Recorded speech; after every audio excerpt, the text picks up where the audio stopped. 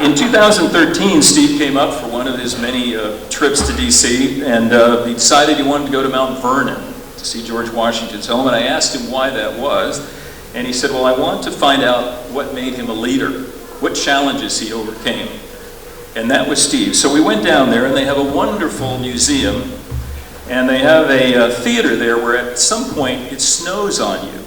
It's really amazing. I think Washington is crossing the Delaware, and as you sit there, it gets cold in the theater and it snows. And I remember Steve and I looked at each other like two little kids and burst out laughing because it was really a great experience, and I'll always keep that in my mind.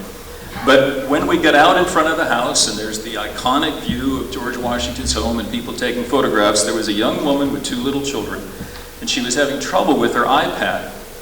Well, who steps in but Steve? Sensed somehow that she needed help, and he took these pictures. He knelt down in the wet ground, got down in his back and took a picture so they'd have one looking up. And then, as also was true to Steve, he also suggested she get a couple of apps to help photographs. I don't think she had any idea what he was talking about. But that was Steve, always reaching out to someone. And finally, in this past spring, there was an NGPA board meeting.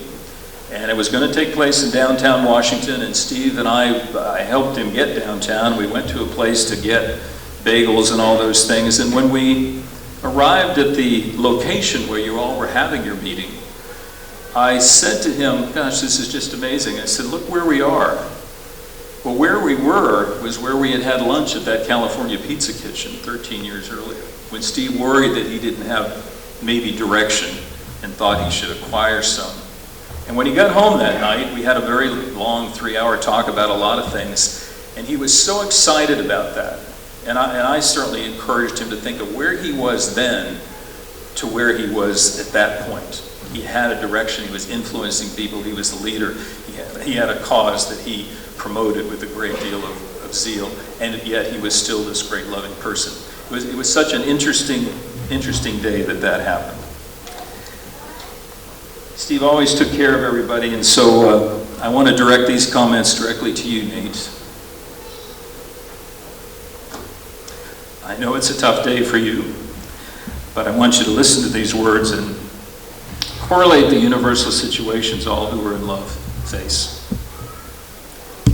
I quoted a president earlier and Dr. Martin Luther King, and I want to quote to you a young lawyer in New York who married a beautiful girl, had a lovely daughter, and then suddenly his wife died. And this is from his diary. She was beautiful in face and form, and lovelier still in spirit. Her life had been always in the sunshine.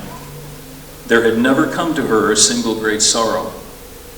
None ever knew her who did not love or revere her for her bright and sunny temper and her saintly unselfishness.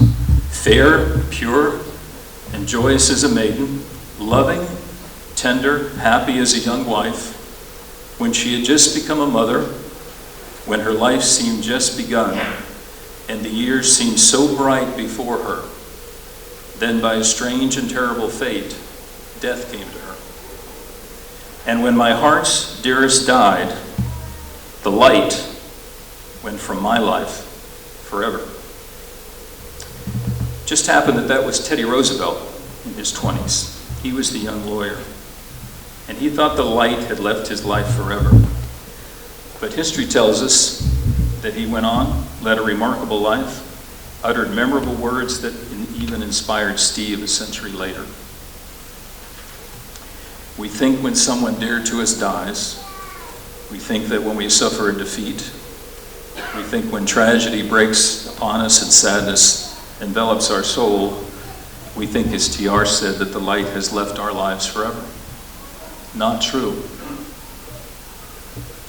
It's only a beginning always. Young must know it, old must know it, and it must always sustain us, because the healing begins and the perspective on the future becomes clearer when you take some knocks, when sadness comes, because only if you've been in the deepest valley can you ever know how magnificent it is to be on the highest mountain.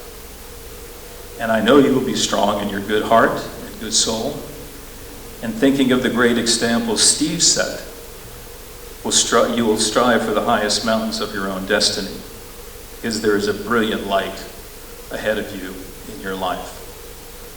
Steve would urge you to do that, and your friends and family are here to make certain that it happens. So I close in the presence of Nate and Steve's family, friends and colleagues, and in the loving remembrance of the great joy it was to have Steve as a friend. The writer Yeats once said, "Think where man's glory most begins and ends, and say, my glory is that I had such a friend."